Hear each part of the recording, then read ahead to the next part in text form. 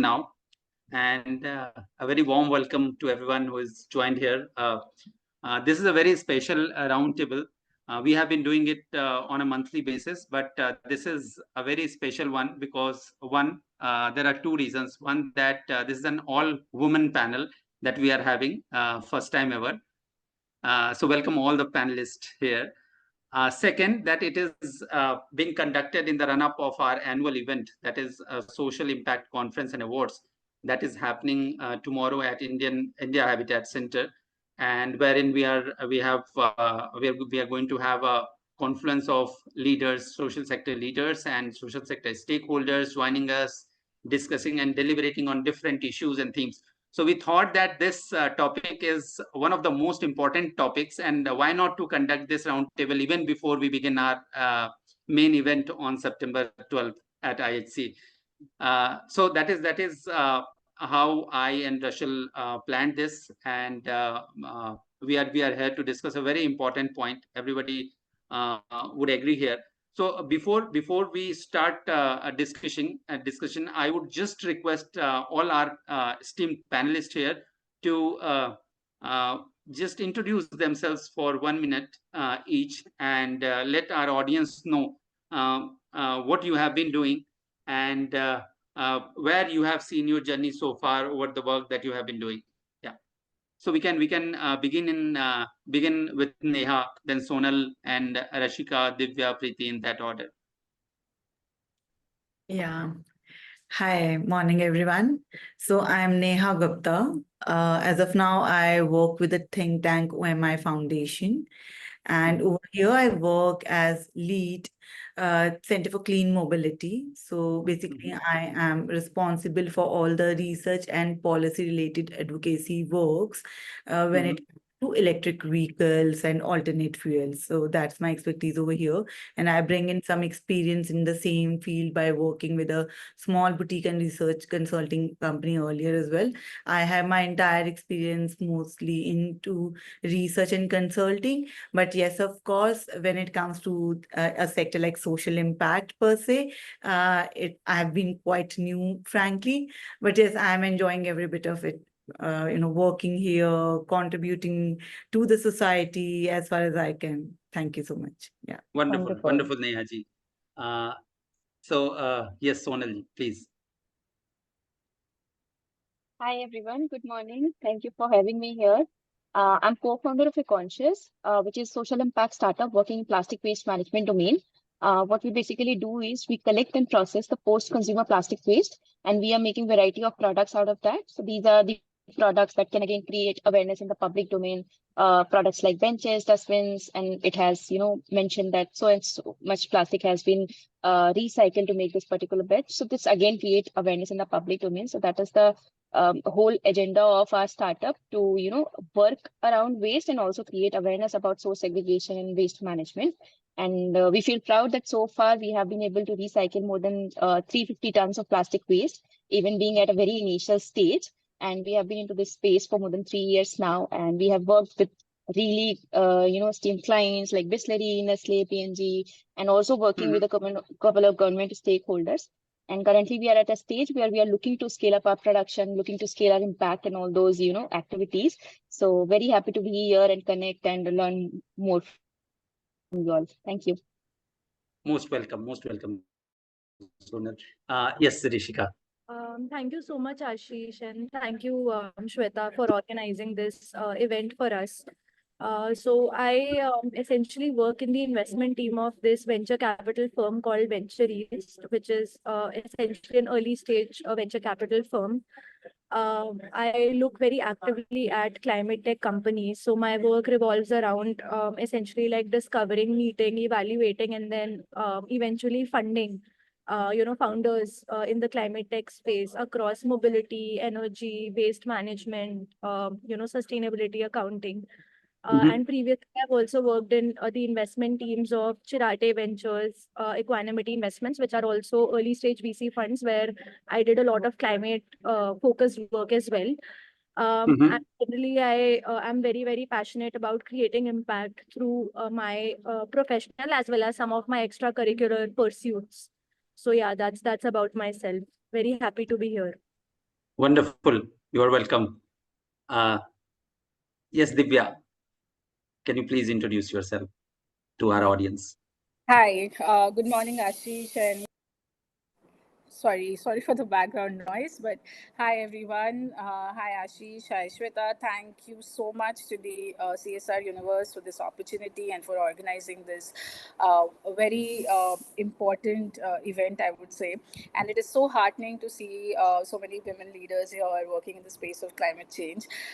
So definitely the objective of bringing women at the forefront of this energy transition or the climate change work that we are doing, um, that is really coming through. So that's really gives some hope. About me, hi everyone, I'm Divya, and I work with Council on Energy, Environment and Water. We are a research think tank based out of Delhi, and entire research that we do focuses on issues around climate change, from industrial sustainability to sustainable livelihood, sustainable water, sustainable food systems, etc. And we use data integrated analysis and strategic communications to inform the use, misuse, and reuse of resources. Currently, I'm working within a program called Powering Livelihoods, where I am working towards promoting decentralized renewable energy technologies for livelihoods in rural and remote areas. And the sector is nascent in its stage, I would say. And it was great to hear Rishika, wherein they are investing in some clean tech, and maybe there could be synergies later on in the work that we are doing. But these technologies have the potential to positively impact livelihoods in the rural areas, especially those for women.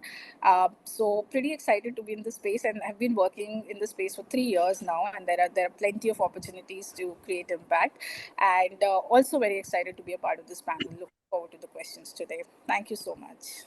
Wonderful. Thank you. Thank you. So we were expected to join by another panelist, Preeti. No, but Preeti had joined, but I think there okay, was some so connectivity issue. we'll So wait for her we to can come back again. Yeah, so we'll wait for her to come back again. But in the meanwhile, we'll continue this discussion. So just for the information of our audience, this virtual roundtable is being organized in collaboration with Women Climate Collective. And I believe all of our panelists here are aware and related, also working closely and witnessing the work that is happening under that umbrella. So just to begin this discussion, Sonal ji, we have seen this climate change. There are much concern about this climate change, and it has been the focal point of discussion at international forums also, including the UN, and we have different international forums wherein people are voicing their opinion, and then they are committing also to do work. Now, for last 10 to 15 years, there has been, I think there would not be any specific area where technology intervention has not made an impact, right? So here are we sitting with a very interesting combination, right? Uh, Women generally are, means over the last 10, 15 years, they have, their participation has increased in the workforce also, in the areas also where they were not earlier supposed to venture, or they were not venturing, right? This is one of the area which also requires on-ground activities, right? And that is where there would be some difficulties, that there would be some difficulty with women who are working in that this area. So where do you think, where does technology intervention has come and made this thing workable for women to work in this sector? So what is your opinion, Neha, first, and then we'll come back to Sonal and Divya. Yes. So, climate tech, this is one of the sectors. And if I probably talk about my sector, electric vehicles and alternate fuel, basically electric mobility sector, this is one of the sunrise sectors, right? And it would be untrue if we do not really include the possibilities and the infinities that the tech space has actually provided this particular sector.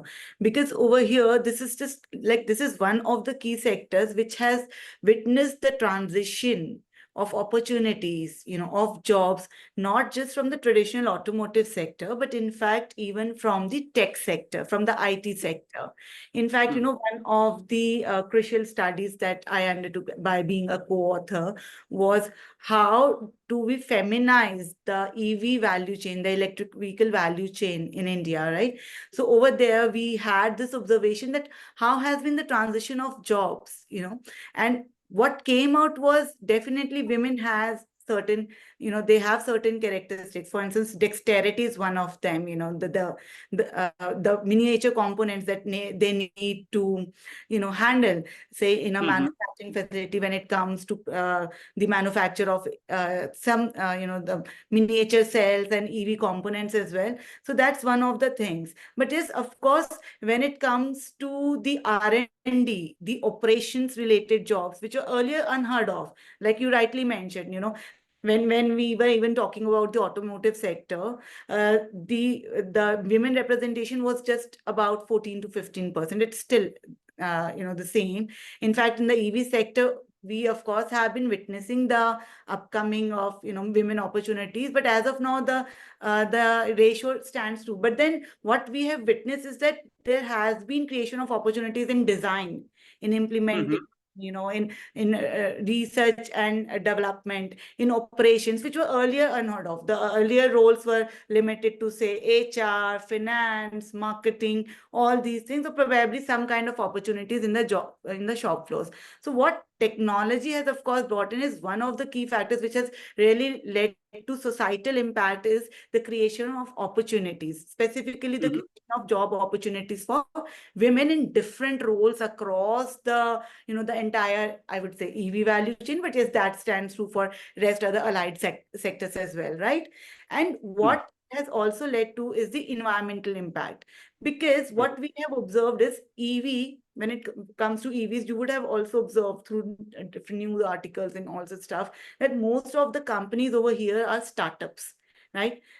If we talk about the manufacturing, if we talk about probably the lending organizations, if we talk about the service related companies, or probably an organization like where, Rishika is a part of, right? So all these are basically startups which have been, more or less aligned with the different kind of technologies that are upcoming. So the role of technology definitely is, there to stay when it comes to a sector like EV. We started, say, for instance, just one example, we started from, say, an LFP battery, then we moved on to an NMC battery. Then now the government is also, seeing to it that, yes, there's a scope. So now the government is also coming forward and seeing to it what kind of backward integration we could have in terms of, making sure that these kind of sources are available, what kind of technologies are available, can we go ahead with solid state technologies. Similar is the way, the charging infrastructure and also stuff is going on. So definitely there has been a societal impact and there has been an environmental impact. But when it comes to, sunrise sectors like these, the role of technology is here to stay. And I couldn't really imagine if the tech would have not been there, how would we really would have picked up the pieces from here and there, specifically in a sector like EVs. Yeah. Right. So rightly said that these are the sunrise sectors, and there is increasing participation of women now. Since we all are, we all come, we all have started working in last 10 years, 15 years, so we would not know what would have what was the scenario before that.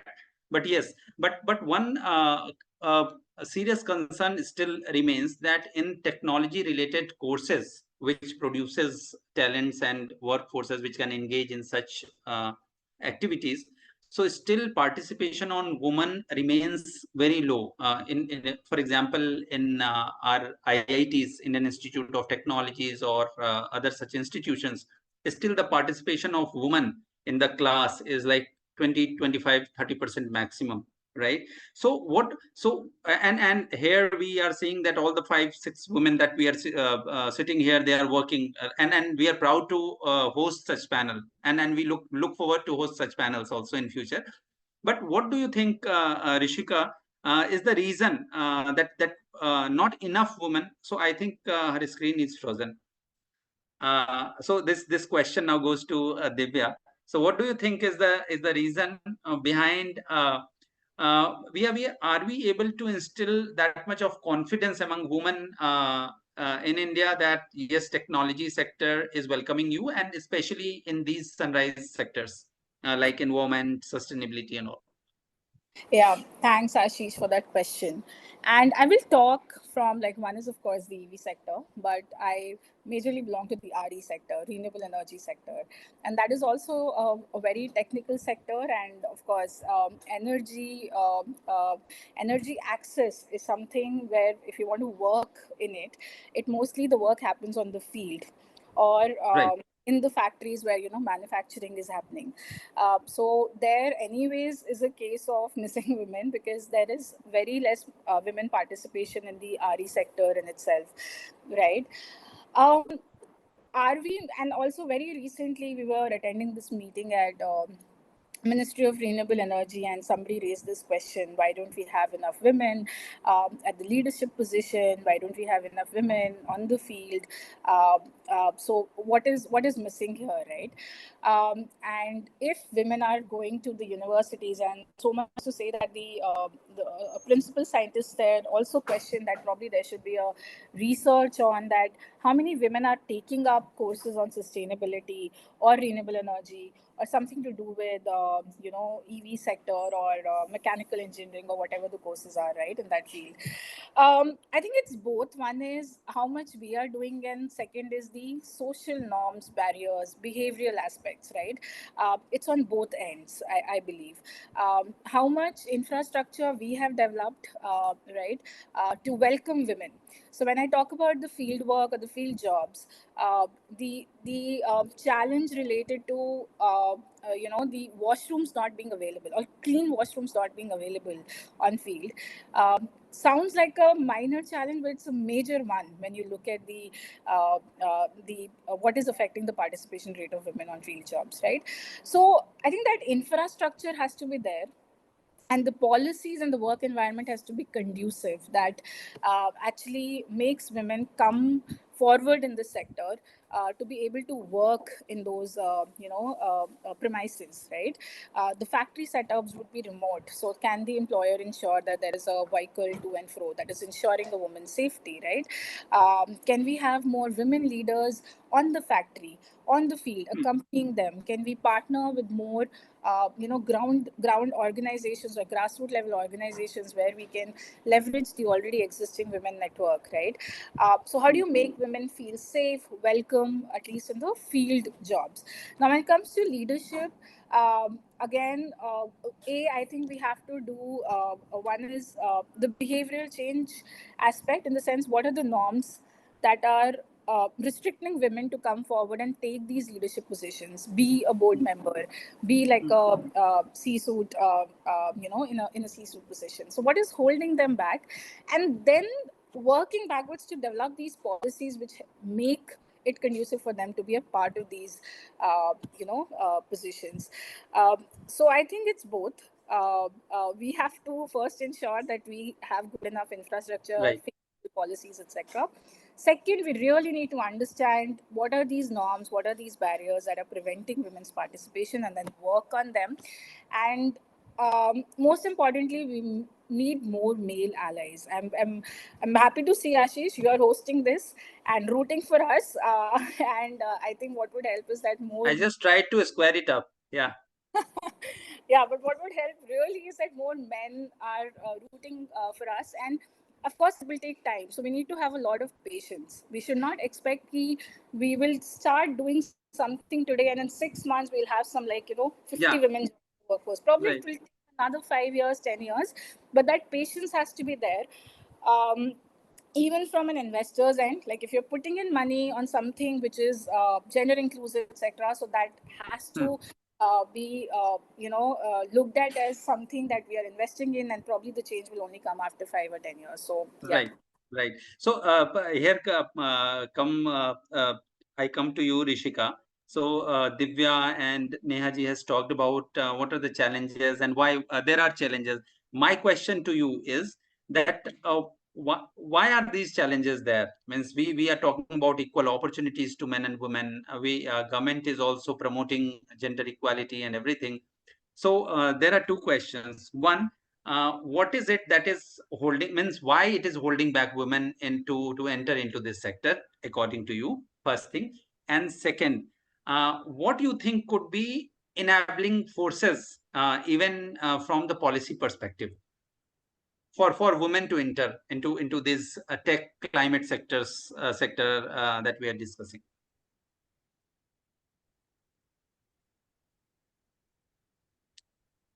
I think she has a connectivity. Yeah.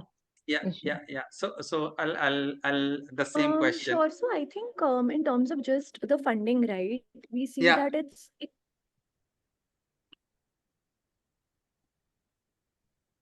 Rishika, you can turn off your am I camera. audible? Yes, you're audible. You can turn off your camera so that we can hear you more Yeah. clearly. Yeah. I think it's better now. Yes. Yes. For sure. So I think the problem with regards to what is holding women back, and this is something that we can see just with the data that's out there, right? In terms of the number of women founders that actually get funded. So only about 10 to 11% early stage funding goes to women startups. And in later stages, the number is even lower. So there is a huge gender gap that we see with regards to startup funding. Right. And I think the primary or one of the reasons behind that is a lack of women representation across boardrooms and senior leadership teams of the VC funds and the funds that are actually funding startups, right? So if you see the data, only about 2% of women are founding partners, right? And Right. the percentage of workforce, especially in the investing ecosystem, is primarily full of again males, right? So only about 20% of the entire workforce is women, right? So there is a systematic lack of representation of women, right, in check writing roles, and that then trickles down to the funding being more directed towards non-women led startups. So I think that maybe is the reason why, at least in the industry that I work in, there is a huge gender gap that we see. And I think what could be more enabling would be again like a women specific kind of allocation of capital, as well as just trying to build a more inclusive entrepreneurial landscape by giving women like more mentor opportunities, as well as communities such as communities that are more centered around mentoring women startups are very, very helpful. Like Women Climate Collective is something similar that kind of works towards empowering women, right? In that way. So I think that's something that can definitely be done. Right. So here comes our next question to Sonal. So we have talked generic scenarios where women are facing difficulties entering into different kind of sectors that we have, right? But I would request you to please share some insights on challenges for women, especially in climate tech, vis-a-vis different domains, right? So what Sonal, you can what are the also specific? recount on her own experience. I mean, she Yes. is the founder of a startup. So in that light, you can tell us what were the challenges that you faced? Had it not been this sector, would it have been easier for you? Sure. So, I mean, there's a very different story in that sense. Like I come from a very different background of what I am doing currently, right? I did my bachelor's and master's in electronics and communication, and then I chose this field of waste management to work with because of my passion, because of my own purpose that I want to do something social, something related to environment. So that's how I made that switch, and it was not easy at all. It was very, very difficult on the personal level, as well as when we are speaking about the challenges related to the sector. So I have seen very less women working in the waste management specifically, the number is very low. And as we are discussing the generic, it is a generic problem that women are less in each of the sectors. So they're working maybe I mean, when it comes to decision making, when it comes to owning that, business, the participation is very low. But contrary to that, I'd like to also add a couple of points from my own experience. Since we are in the waste management, there is a lot to do with the supply chain. Like waste is getting generated, then rack pickers are picking, then it is going to the aggregators, then it is going to the recyclers. There's a whole lot of supply chain which is involved in the sector, and I have seen the participation at the very low level. Like for example, you'd find so many women rack pickers picking the waste at the ground level, but as and when the supply chain goes forward and the hierarchy is going ahead, the participation of women gets decreases. Like, for example, when I was initially researching about the field, when I was going on field to just talk to the aggregators who just collect the waste coming from the rack pickers, you'll not find even I didn't find even a single aggregator who was a woman, right? All these are specifically waste management sector, I feel, is a very, very men-centric in that sense. Like at each level, that you will find the decision making is on the male component who are working, even though if there is like a female co-founder. So I think challenges are all across in technical terms, like opportunities are not being available, or you can say skills are not available, or you can say that participation of women from their own choice is not there. But I think it has a lot to do with the societal norms that are there, and the sort of infrastructure that is available. For example, I had this women worker at our unit initially, at the very initial level, when I was having this women, and the challenge with her was like, for example, a male worker is contributing, say, X number of hours to the unit. She was not able to contribute X. There was X minus 2 because she has to take care of the lunch of her kids, or she has to go to just pick them up from the school, and all sorts of responsibilities that they have apart from the work that is there. So this is at a very low level. I'm talking about the workers who are working in the factories or units or something like that. As in it goes forward, the responsibilities increases in not just on the work part, but also on the back end, home and everything. So there are a lot of responsibilities that women are juggling with, and it makes very, very hard for them to manage that. And everybody chooses a very easy way, right? So when they are seeing that somebody who is working with a lot of things, and they are struggling to just find time for themselves, or struggling to find time to make it for everything, obviously anybody will choose an easy path. So even though I feel that I have been able to inspire others who are in my circle to just take forward that lead to maybe do something of their own, I also see people also questioning me that why are you doing so much when you're not able to maybe manage so many things properly. So there are, I think, responsibility के terms में अगर हम देखें, या फिर societal norms के terms में देखें, there are a lot of challenges apart from the technology side, tech skills side, or opportunity side, which we still need to address, I think. Okay, right. So, Divya, the next question to you is: do you think that intervention of technology and the field in which you all are working now, is it making it easier for women to participate in such sector? Yeah. So I'll talk from how? Yeah. With any specific example, if you can. So I'll talk from a very grassroots perspective. Probably Neha can come in more from urban perspective. I'll speak more from rural and remote areas. Definitely technology is a great leveler. We all know that, right? But it can be also, it also has its own negative aspects, but here I think, just speaking in terms of clean tech, definitely a great leveler. And how? So the kind of technologies that we are working with, let's say like a solar dryer, a micro pump, a solar powered micro pump, right? Or a solar silk reeling machine. So now imagine a woman who's in a village in Odisha somewhere, right? And there is a traditional practice of Thai silk reeling that happens. So basically, they reel the silk thread with their thighs, right? and so that leads to a lot of damage on the skin. Now there is some drudgery also involved there. Now one of our entrepreneurs, the enterprise is called Resham Sutra. They have made this machine called solar silk reeling machine.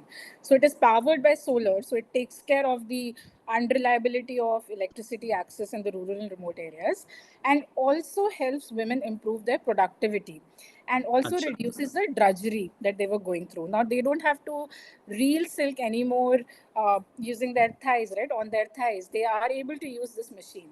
On the top of it, it also gives them flexibility. Now I am connected to this solar panel. This is off grid. I can plug it in anytime I want, and I can start the machine and I can start working on it. So it gives me flexibility to plan my household chores as well as take up this work, and also double my productivity. So that is how technology, especially in clean tech area or like solar powered, biomass powered technology in rural areas, is helping these women improve their productivity, double their income, and also become more flexible with their work choices. Now this opportunity is also coming to her at the household level.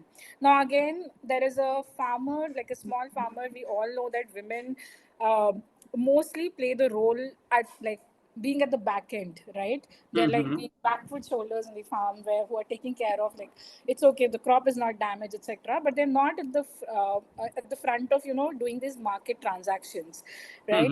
Now you have a solar dryer installed. A woman can actually dry the produce that is there, preventing the food loss, because now they can dry, they can add value to the product, and they're able to sell it at double or triple the price, right? Just at the farm gate or at her home, near wherever the farm is. So these are like some examples I'm stating to you, wherein the women are able to now own this technology. They're able to own this asset. They're able to double their income. Solar micro pump, we have these very heavy pumps, but these horticulture farmers who have small sized lands, especially in Orissa, Chhattisgarh, Jharkhand, where most of the women are involved in farm work, they are not relying anymore on their husbands for things like irrigation and all. Like, nobody has to bring in diesel from the market, or nobody has to plug in that big electric pump for them or lift it for them. This is a small size pump. They can operate it on their own. So they have that freedom to now operate on the field, and as well as look after their crops. So that is how technology is actually playing a great role at the grassroots. I'm giving you this example from very, very remote areas of India, but that's how technology, that's the kind of power technology holds in impacting the lives of women, making them nano entrepreneurs, micro entrepreneurs, even in the rural areas. So yeah, these are some Very encouraging to hear that. But my question again to Neha is enough happening in terms of the work that should happen in climate tech in India, and what is the difference you still see in the climate tech sector that is happening in India vis-a-vis international when we look at other countries? So where is the difference in pace of work that is happening in climate tech sector, given its urgency that we are in? So probably not just from the women perspective, everyone. Yes. We have talked enough about challenges for women. Yeah, but then it comes to the broader part also when we work in this particular sector. No, so see, like for instance, again, if I take the example of my sector, of course, we have been vigilant enough, and for the last 10, 12 years, we have been in the EV sector. There have been lots of push from the central as well as the state level governments. There have been different kind of schemes as well. You know, for smaller companies, we have some, inclusions in the MSME Act. Then we have the Startup India Mission. We have the schemes like, for instance, FAME to increase the demand, the adoption of, say, electric vehicles. And then we have the schemes like PLNI, so that in order to encourage the manufacturers to come forward. But yes, we should also acknowledge the fact that when it comes to, say, comparison with a country like China, we have been, we really didn't acknowledge the fact that yes, these are the kind of opportunities that are available, and we could, only grab the opportunity which was available after so many years. So that's why, countries like China, it has gotten the entire hold when it comes to the overall supply chain and the different kind of technologies as well. Similarly, when it comes to a country like US, because of course that has great investment power, and so that's one of the advantages as well. And when it even comes to the adoption of technology or coming out with different technologies, of course, the entire supply chain was kind of available, at least when it comes to the traditional automotive sector. So these countries have been at the forefront whenever there has been an innovative concept, the coming up of a new technology. Over here I would talk about the climate tech. But what has now been happening in India is that yes, now we are kind of aware that, for instance, if we talk about mobility, if we talk about transportation, let's not just focus, say, for instance, on electric vehicles, right? Let's also kind of see to it what could be the other technology other than battery. So we have hydrogen.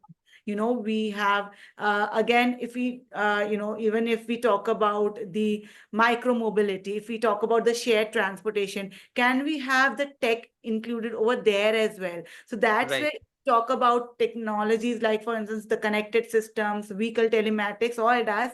Definitely these are, as of now, being introduced in, say, a very costly electric car or a very top-notch electric scooter per se. But then yes, the government has also been acknowledging the fact that these are the technologies which, if it finds place in, say, a public transport or so, can the routes be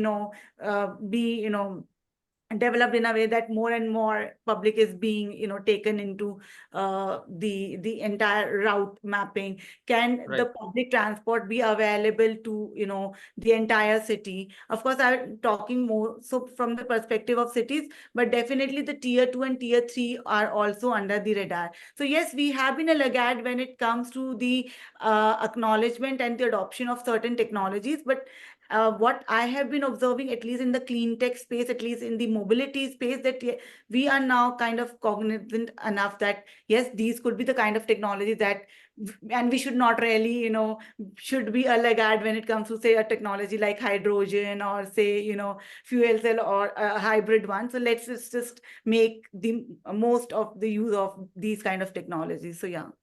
Right. Wonderful. Ashish, So yes, yeah, Shweta. I had an open question actually to all the panelists. It just occurred to me because they have so much experience in working in the sustainability and clean tech space. So basically, these are areas, sustainable mobility or plastic waste management. They involve big level initiatives and big level businesses. But based on your experience, where do you think the opportunities lie for small scale entrepreneurs or budding entrepreneurs to enter these sectors, climate tech and sustainable mobility, or renewable energy sector? So where's the opportunity for the small scale entrepreneurs, women or otherwise? So you can take a minute to think, but I think we would have viewers interested. I think Rashika would be able to yes, answer because this. she comes across so many. I think everyone can take a turn and answer because they would have different experiences.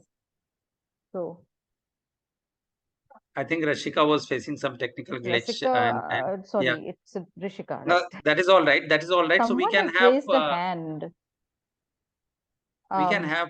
Achha, it's Neha. I raised my hand. Yeah. Okay, sorry. Yes, Neha ji. So if we talk about the small scale entrepreneurs, and if I talk about again my sector, there have been the creation of certain kind of opportunities. So say, for instance, the servicing of the EVs. And similarly, if we talk about charging infrastructure, one thing is you probably install a complete charging infrastructure. So that is, of course, going to invite lots of investments and planning. But yes, of course, being a small time, a charge point operator, say in a tier 2 or a tier 3 city, that gives you opportunity. Similarly, like I said, servicing of the EVs, that's one of the other opportunities. And, why just talk about entrepreneurs over here? I would also like to take a moment to talk about the opportunities that, for instance, being created for women as driver partners, right? So what Wonderful. we Yes. have Right. specifically in the cities, you would be, seeing this scooters of Zip roaming around here and there. So basically the delivery space, the last mile delivery space. And all these scooters are the low speed electric two-wheelers. They do not really need any kind of registration. And they, of course, need to maintain a speed of at least on the papers of 25 kilometer per hour. But then that gives a good opportunity. And both the kind of models owning that vehicle as well as, through, renting that out, and even the lending facilities are available. So what we are observing is there lies huge opportunities for women being a driver partner with one of these, Zomatos or Swiggies alike.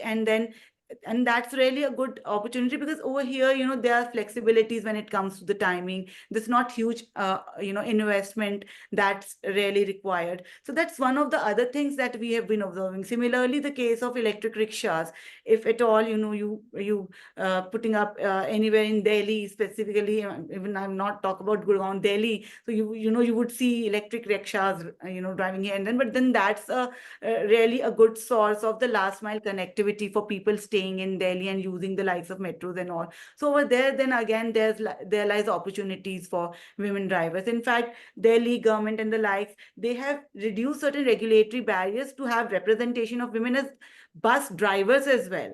So like there was a requirement of, some kind of height for, because we have always observed male driver partners, right? So in that case, that's an opportunity. And that opportunity is not really alone for women.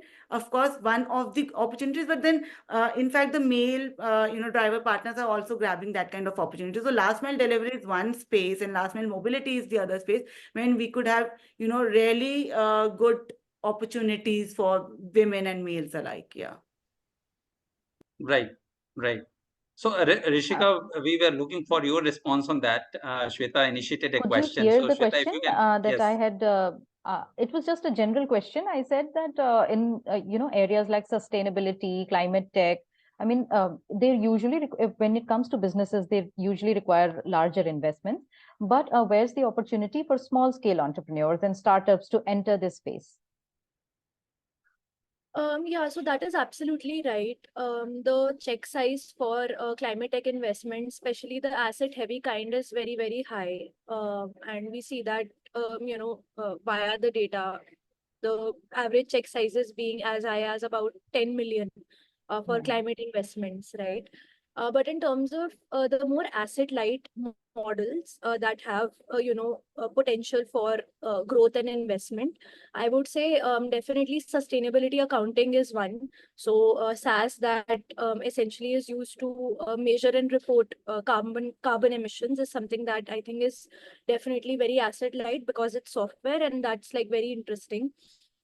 Then EV financing is a space that definitely like has taken off quite a lot, in the last, I would say 2-3 years, where there are now a large number of EVs that people are actually like adopting, and there is a lot of financing that is needed for them.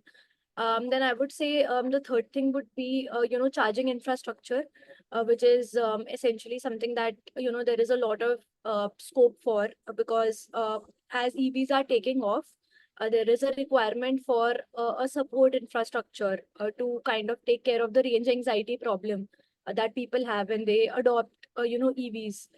Yeah, so I think those are some of the interesting business models that are there. Then I think also B2B fleets is something that is also a model that can be done in an asset light way, because there's a lot of leasing that happens there where you don't have to take the vehicle on your own balance sheet. So I think B2B financing of fleets is something that is also kind of a business model that has taken off. So I think, yeah, there are opportunities across the board that are more capital efficient as well. Okay. Ashish, you're on mute. Ashish. Yeah. Okay, I have an open question, and which will I would like you to conclude. But before that, I would just like to take opinion from Sonal and Divya. So now we often hear that collaboration is the key in such sectors wherein we still are figuring as to how to grow, how to scale, right? So I would just like to understand from Sonal and Divya, how do you see the role of collaboration, and what is your story of collaboration, so that we understand it better first, and then probably Rishika can conclude, because she has been coordinating and into so many collaboration, investing also to into such initiatives. So then she can highlight where are the challenges and how it can be improved. Yes. So to begin with, Sonal. Sure. I think, I mean, that's a very valid question as well, because in any business, I think the main key thing to grow is to build partnership, to build right kind of collaboration, and to also get right set of people in your organization. In our case, I think there's a lot to do with the collaboration, in the sense that if we want to do any ground level project, we have to collaborate with maybe government stakeholders. We have to collaborate with a lot of NGOs as well. We have to collaborate with a lot of corporates also, because these are the organizations which are looking for that sort of impact that we are also trying to create. So, and we have very good stakeholders in that sense. Like, we have partners. For example, our collection is being done in that way only. Like, we are not doing our own plastic waste collection. We are partnered with NGOs who are doing these kind of activities, and we are just sourcing it from them. So we are doing ground level activity, as well as we are partnering with like-minded organizations to just fill in those gaps in the supply chain. So I think for any So if you can also, organization, Sonal, name those like-minded partners, I think that would be helpful for everybody to understand how it is. definitely. Okay. If I name a couple of NGOs, like for example, there's this NGO called the Green Dream Foundation. It is led by a wonderful, founder, Ashish Sachdeva. He's working around the waste management sector, and so we are partnered with them. They are into the waste collection part, and then we do the processing of the waste that is being collected, and then we install products in multiple domains with the CSR partners and things like that. Similarly, we have Ruby Makhija ma'am, who is leading the Why Waste Wednesday Foundation. She's leading this foundation again for the reducing the single-use plastics that is being used in day-to-day basis by providing these cotton bags to people through some technology that she has intervened into the process. So there are very good, I think, initiatives on the ground level also that are being taken. There are a couple of partners also who are leading some sort of SHGs, and they are sometimes we are supplying these boats to them. They are making products out of that. So there are so many possibilities in terms of collaboration, and not just that, limited to the product supply chain or the production part, but also the partnership, in the sense like Women Climate Collective organization is supporting us in promoting whatever we are doing. So these kind of partnerships are also very interesting and very, very helpful in just giving us that voice and giving us that platform for the visibility part. So that, again, all these partnerships, like for example, this call itself is a partnership opportunity that we are doing, that we are getting a platform to just being heard, that this is our story, this is what we have been doing, and this is what we can do collectively. So I think there's a good scope of collaboration and partnerships, even if we partner with, if we are a part of any cohort, any program across the whatever opportunities that are available. So many times I have found collaborative opportunities within the cohort itself. So I think as and when we grow our network, as and when we meet new people, we get new ideas and we can implement those and see how things can go forward. So yeah, very, very important factor is the collaboration and partnership for me. Right. So fantastic story, and very this is I think silver lining, that scope of collaboration is there, and that is where the success lies for small scale entrepreneurs, enterprises, and especially those working in these new sectors. Divya and Neha, we would like to hear your story also of collaboration in climate tech. Thank you, Ashish, and echo to whatever Sonal said on Women Climate Collective giving us this opportunity, and we are here talking about how we can bring in more women in climate tech. And just wanted to highlight that this is also a technologies play, right? That we are joining in from different parts of the country and getting together, talking about this, or connecting over WhatsApp, etc. So definitely, technology also has a critical role in this way. In terms of getting the like-minded people together within the program that I'm working on.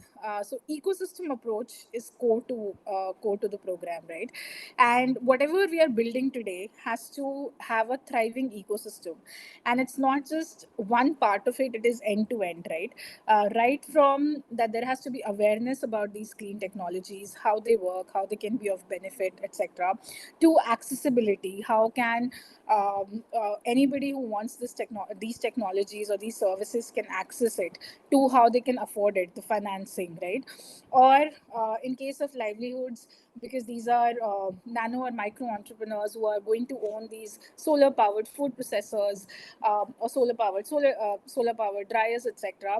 How do we connect them with the market so that they're able to sell their products, right? So those market linkages are also very, very critical. So throughout the program, I think the entire program is based on partnerships only, because we're collaborating throughout with all of these stakeholders. We have financiers who we want to bring on board to finance some of these technologies for the users.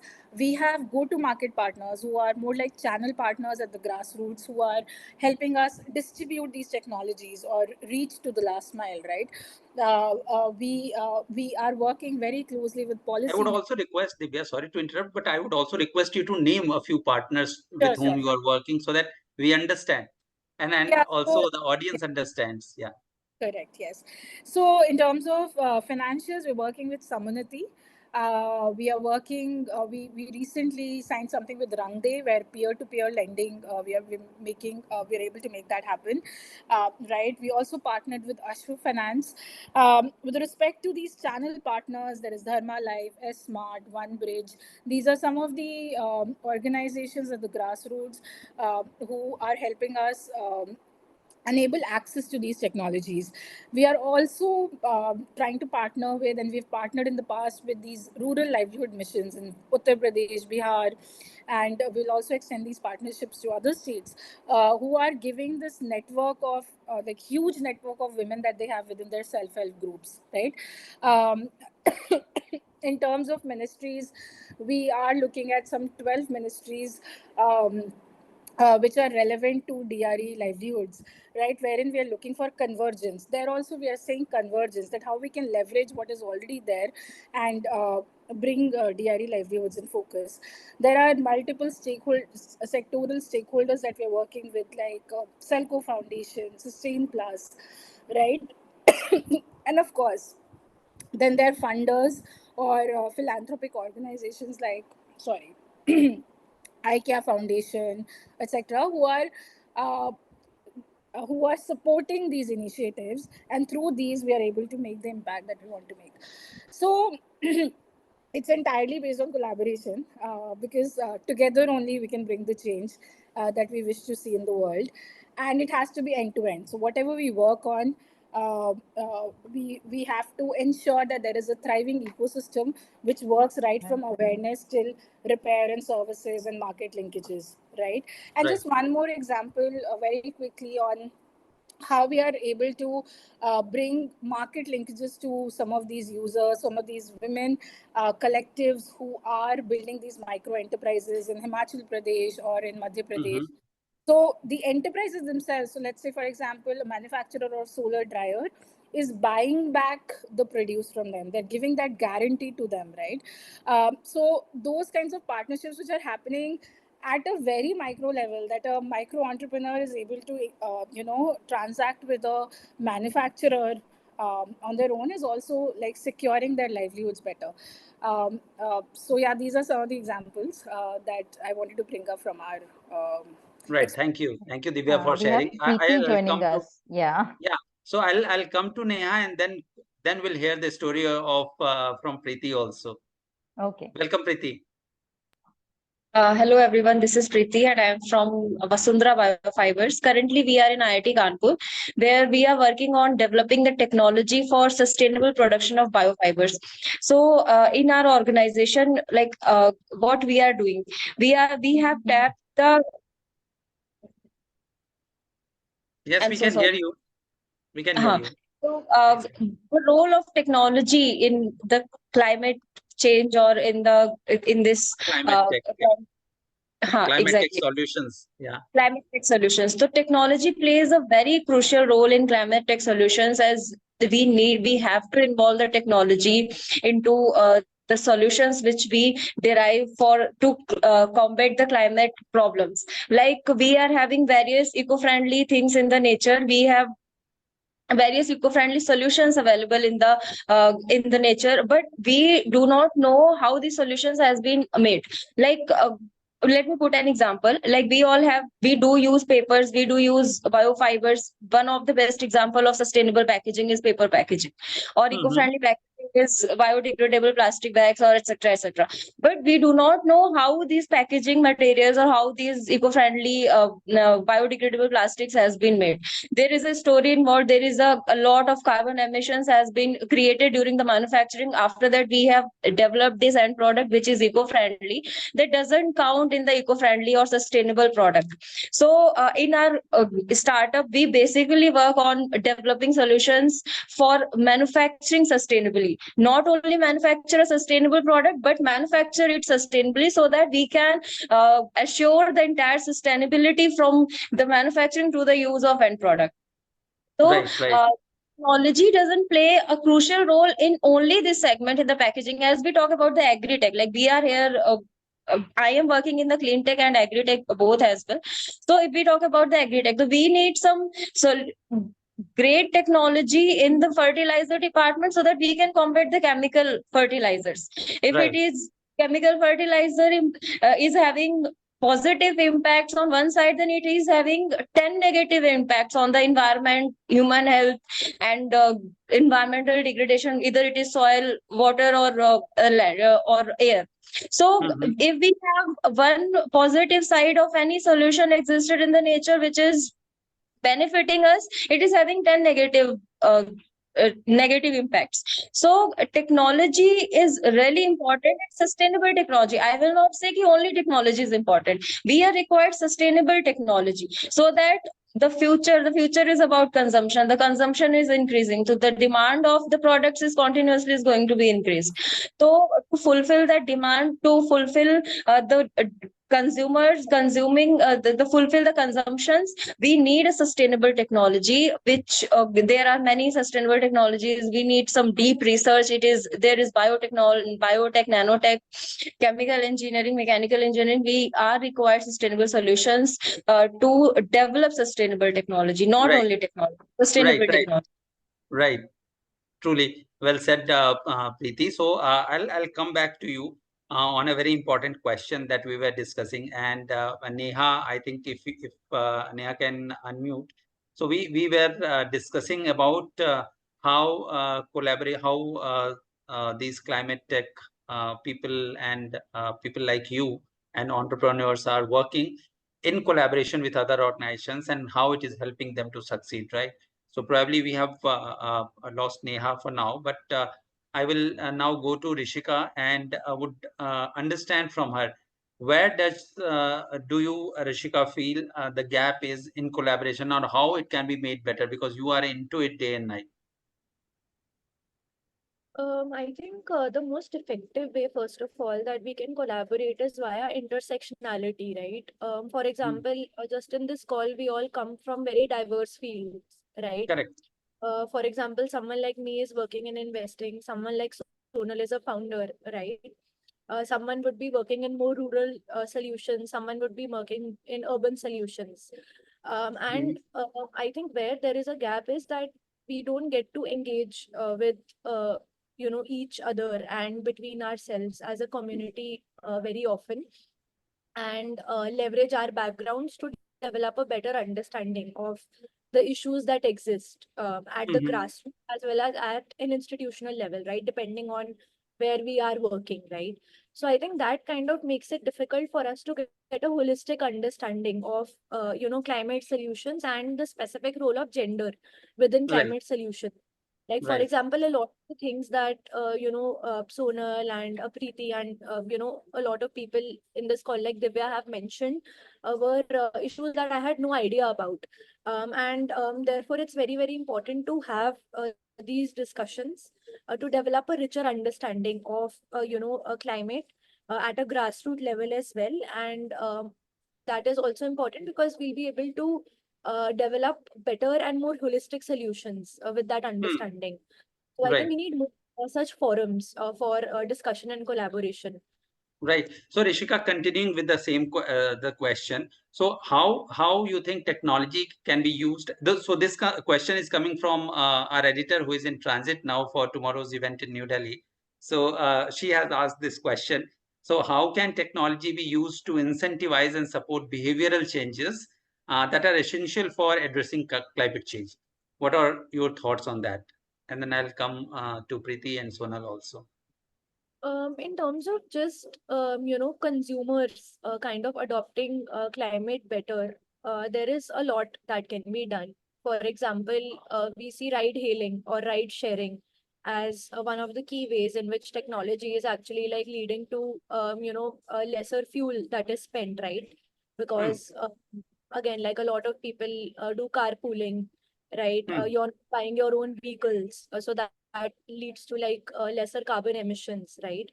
So I think that essentially is one way that there is a lot of carbon which is kind of abated.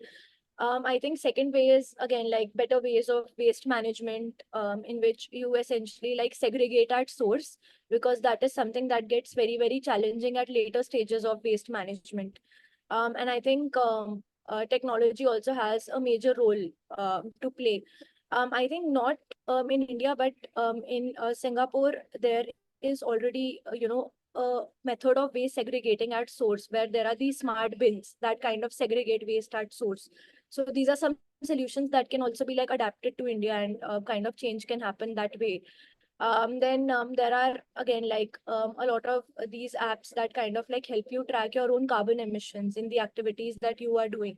Kind of adopting some of those technologies in your day to day as an individual can help you, be more mindful of the kind of carbon footprint that you're putting behind.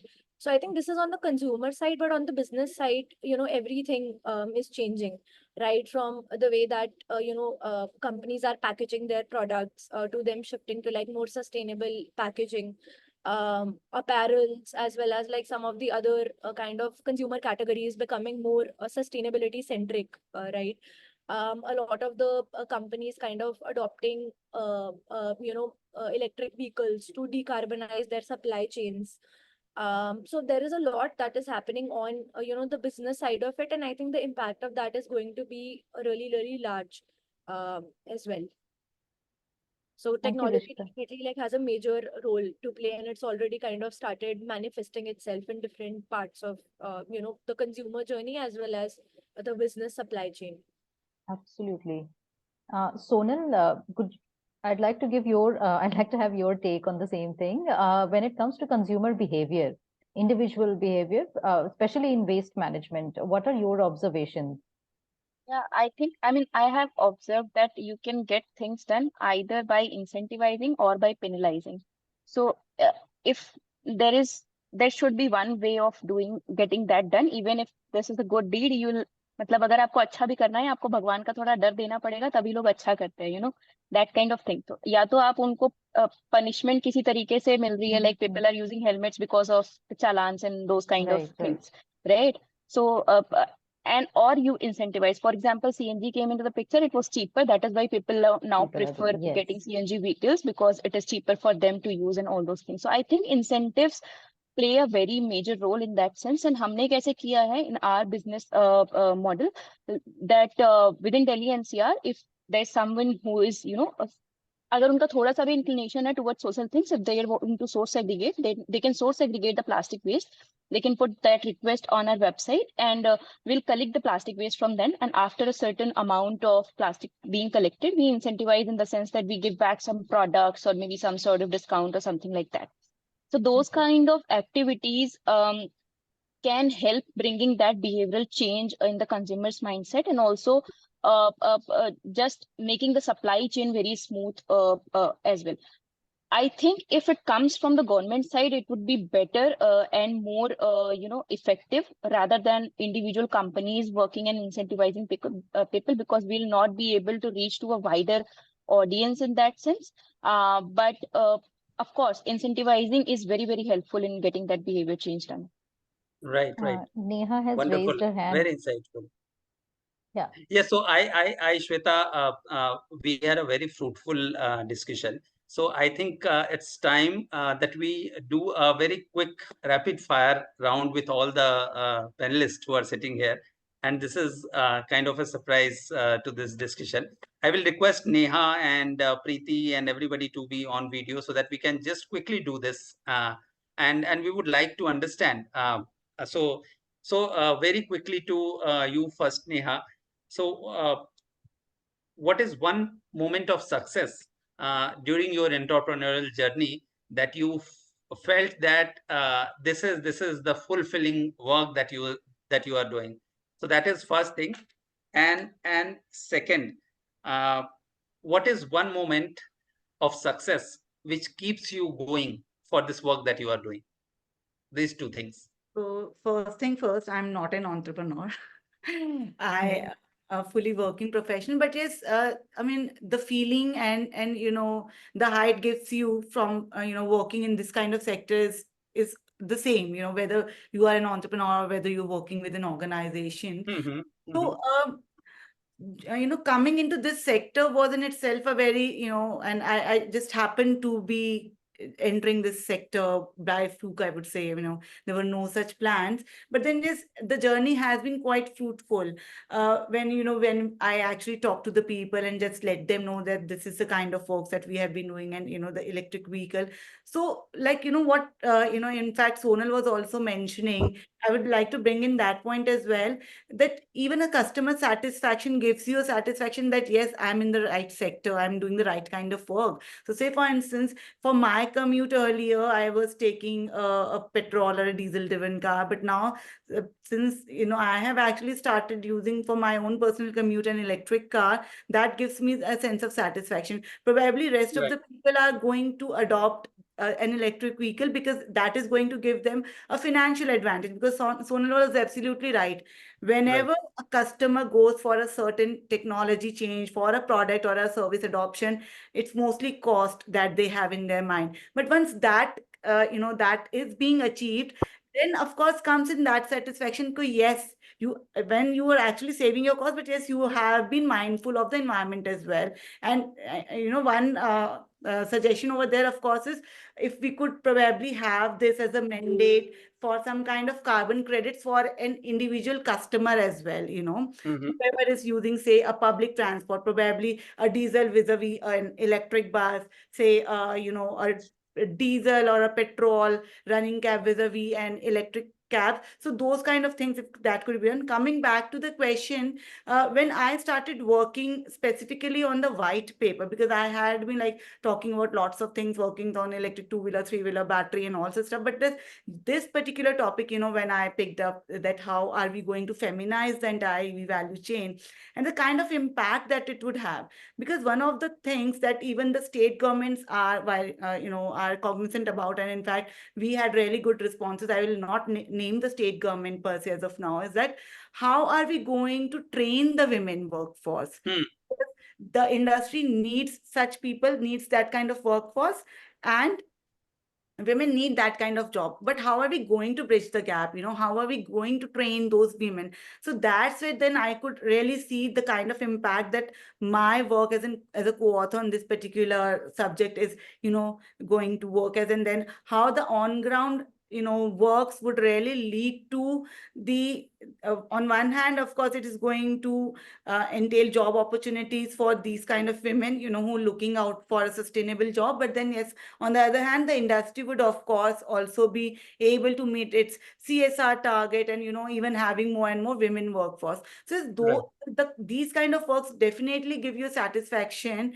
And I just look forward to probably, being there in the kind of works that Divya was also talking about.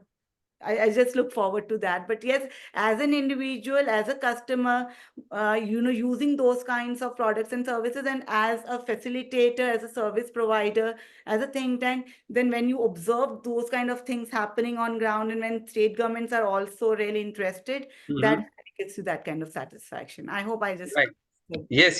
Thank you. Preeti, would like to hear from you that what is one moment of success which gave you a feeling of satisfaction and fulfillment, and second, so what keeps you going here in this sector? This is a little tougher for a woman, as I believe, and means I not believe, but as it appears.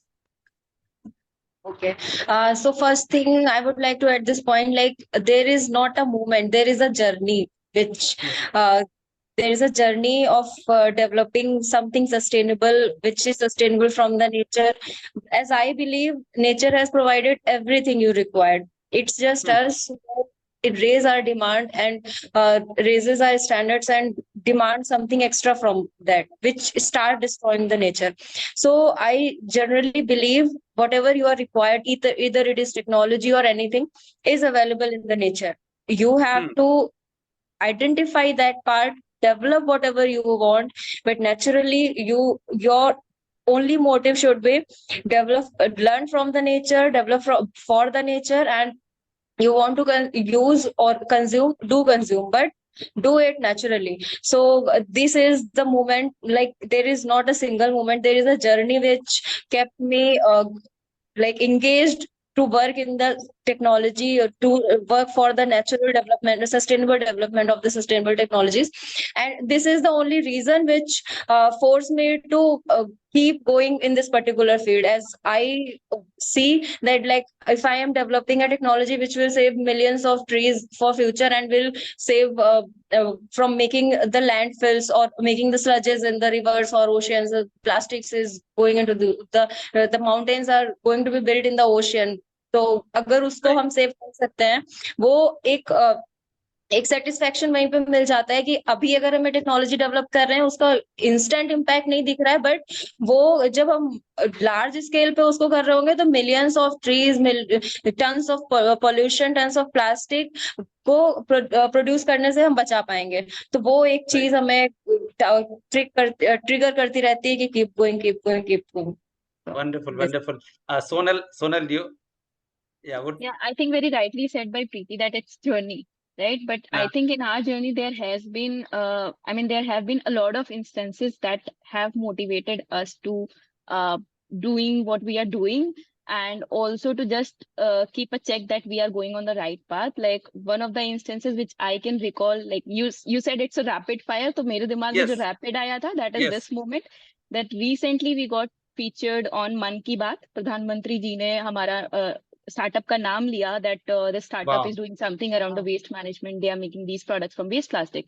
So I think that was the highest of that validation that you can, achieve and get, and you feel that you are going towards the right path. And I think that is the motivation that we need throughout. And organizations like WCC, like NSRCL, they have also been a very supportive partner, when it comes to supporting women in businesses. So these kind of organizations, when validates you, it is a wonderful journey ahead, I think. And those are a couple of moments that we'll always remember. That is amazing. Yeah. That's amazing. So Divya, if you are there, we would also like to hear from you. Divya, if you can please unmute and share your thoughts on that. I'm in transit right now, but I think very quickly, for me, two reasons on success point. One is I am Divya, you can turn off your video. In my okay, thank you. Yeah, so I am the first generation in my family who's going to, like, places in terms of going to so many states, or being part of these international national forums, or doing like the first proper job in women of my family. So that is one which keeps me going and also feels like a success point. And also to be invited to such platforms, right, and to be able to speak, to be able to share these views, because I know women in my family have not had the chance to do so. So that is one. Wonderful. Second is, of course, the success stories of these women in rural and remote areas. Very recently, we hosted a session in the recently concluded International Solar Festival here in New Delhi. And we invited three women. One was from Himachal Pradesh, one was from Madhya Pradesh, and one was from Assam. And all three of them had such phenomenal stories. They were such phenomenal micro entrepreneurs. They brought their products with them. They displayed, they showed everybody that this is what we are making, and this is our ambition. They already had 300, 400 product orders to fulfill as they would have gone back from this session. So these stories, these success stories where clean tech is changing lives of women, that is the success point, and also that is what keeps me going. What I'm working right now is one part of it, but I'm sure, I mean, there are multiple issues, challenges to be solved for, and I want to leverage my skills doing this and solving for these challenges all my life. So that keeps me Wonderful, going as wonderful, well. Divya. So, Wonderful, Divya. Rishika, the concluding part, wherein we all know that this is an evolving sector, right? And there would be in investing, there are risks also involved. So there would be failures also, people who are not able to cope or not able to get their technology right for the solution that they are working for, right? So, so it would be equally challenging for you also, right? To support, to collaborate, and to see the success of those people whom you are supporting. So what is one moment of that success that you that fulfillment that you had, and what keeps you going in this sector? So I think maybe I'll take the second question first in terms of what keeps me going, right? I look at everything that I do through a two-part lens. So one is essentially capability, and the second thing is impact. So impact with the sector is very clear. It deals with the problem of global warming, which is something that impacts all of us, and it's the largest, the biggest problem that we have right now. And now it has also started manifesting itself in a lot of painful ways, such that we are having floods and we are having heat waves, and like really unstable temperatures, right? So it's a very impactful space to work in. And that kind of makes me very motivated to keep going. And then there is a lot of capability building opportunities because it's a very vast space, right, with a lot of different sectors that can be looked at. So I think both of those aspects are aspects that make me on be on my toes and kind of be very very driven to work in this space. In terms of the highlight of my career, so I've only been working full time for a year and a half now. So the highlight there would be this report that I authored along with this Southeast Asia based VC fund called Golden Gates Ventures, where I essentially put out our thesis on climate tech in Southeast Asia and India. That garnered a lot of readership and was covered in 8 international news publications as well. And I think that for me was really special because not only the outcome but the process of it was also very interesting, which involved meeting a lot of founders in the space, a lot of operators that are working in climate, as well as a lot of investors that are looking at the climate space. And additionally, the response itself was really good in terms of a lot of people having read it and it being extensively covered in media as well. So I think, Right. yeah, so far in climate specifically, that has been the highlight for me. Wonderful, wonderful. Wonderful. Thank you, wonderful ladies, for sharing your these insights. In fact, my perception after this 1.5 hours of discussion has also changed a little. I mean, it appeared to me that women are not participating enough in this climate tech sector. But from here onwards, this perception is going to change a little. Very enthusiastic participation You really are looking forward to make your journey success. And we at the CSR Universe wish that the concerns, the challenges that you are putting here is heard across the sector, and people come forward to support women, in climate tech solutions, which is one of the emerging areas and which is one of the areas where interventions are needed. So thank you very much. And I conclude this session here now with a very personal invitation to all of you to please come to tomorrow at India Habitat Center if possible. We are having a big event wherein you will have chance to interact with many stakeholders there. Around 500 to 600 people are attending. So you are most welcome to join us, meet people, learn from their work and their experiences. And thank you. Thank you so much for joining us today. Thanks a lot. Thank you. Thank you so much for having us here. Thank you so Thanks a lot. much.